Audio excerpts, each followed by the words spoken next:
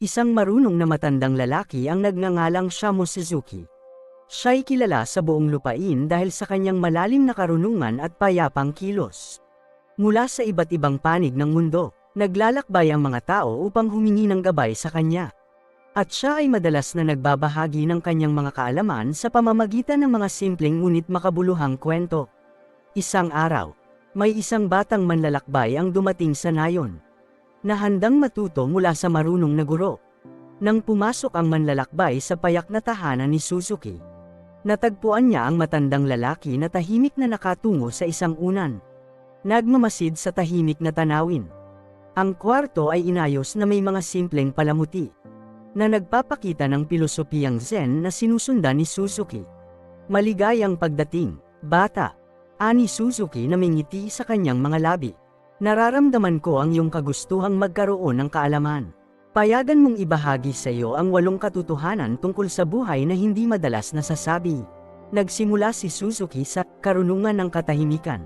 Sa kaguluhan ng makabagong buhay, madalas kalimutan ng mga tao ang halaga ng katahimikan. Tulad ng isang malinaw na lawa na nagpapakita ng mundo sa paligid nito ng may ganap na linaw. Gayon din ang isang katahimikan ng isipan na naglalabas ng mga katotohanan na nakatago sa ating sarili. Nagpatuloy si Suzuki sa pag-akma sa pagbabago. Ang ating mga buhay, katulad ng mga panahon, ay palaging nagbabago.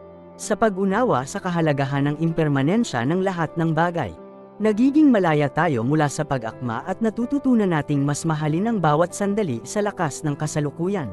Pinaalala ni Suzuki na marami sa atin ang nawawala sa pangungulila sa nakaraan o sa mga pangarap sa hinaharap. Ngunit ang tunay na lakas ay matatagpuan sa kasalukuyang sandali. Kapag tayo'y lubos na nauugma sa gawain sa harap natin. Sa pagganap natin nito, ipinapamukha natin ang ating kakayahan. Ipinahayag ni Suzuki ang kasunduan ng simplisidad. Madalas tayong naliligaw sa mga komplikasyon ng mundo. Ngunit sa simpleng pamumuhay, nagiging malinaw ang ating pananaw. Tulad ng isang simpleng pamumuhay na nagpapakita ng kahulugan ng ating pag-iral. Nagbigay din si Suzuki sa sayaw ng magkaibang bagay.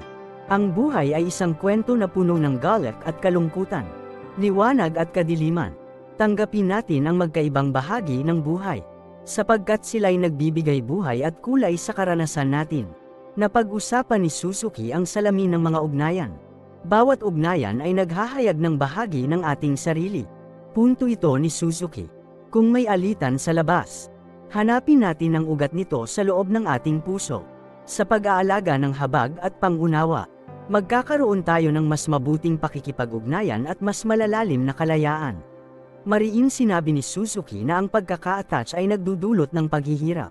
Upang maging malaya, matutunan natin ang pag-let go. Hindi lamang sa mga bagay na materyal, ego, o galit, kundi sa lahat ng bagay. Ipinahayag ni Suzuki na hindi dapat tigilan ang paglalakbay tungo sa pagkilala sa sarili. Sa pag-aalis natin ng mga kondisyon, atin ding binubuksan ng pinto papunta sa kapanatagan ng kalooban. At sa liwanag ng pagkilala sa ating sarili, nakaupo ang batang manlalakbay na kasama ang kanyang tapat na asong tagapagtanggol. Matiyag ang nagmumuni-muni. Sinasala ang mga salita ni Suzuki na parang ulan na dumadaloy sa lupa. Bawat katotohanan ay naghangad sa kanyang puso. Nang may pasasalamat, itinayo niya ang kanyang katawan mula sa kanyang pagkakaupo at nagbigay galang kay Shamryo Suzuki. Salamat, Shamryo Suzuki, sa mga mahahalagang katotohanang ito na iyong ibinahagi. Nagbalik galang si Suzuki, na ang mga mata ay nag-aalab ng kaligayahan. Tandaan mo, bata, ang mga katotohanang ito ay hindi lamang dapat nauunawaan sa utak. Ito'y dapat ding isinusulong, inasimilasyon sa iyong pagkatao, at isinasabuhay. Ang paglalakbay na nauukit sa pagpapamuhay ng mga katotohanang ito ay isang buhay kabuhayan. Isang sayaw kasama ang kahulugan ng buhay mismo.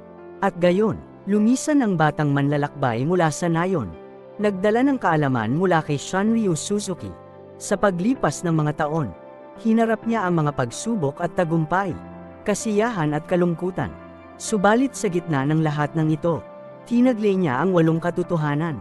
Pinangunahan niya ito sa kanyang paglalakbay tungo sa pagkilala sa sarili at kaligayahan. At kagaya ng mga palakpak mula sa pagtapo ng bato sa isang lawa, Nagkalat ang mga inspirasyon mula sa pagsasabuhay niya ng mga katotohanang ito. Luwalhati, habag, at kapayapaan sa buong mundo. At sa ganitong paraan, patuloy ang alingaw-ngaw ng mga turo ni Sanryu Suzuki. Nagpapamukha sa lahat na nagpapalibot sa kanila ang malalim na kahulugan na nakatago sa pusod ng buhay.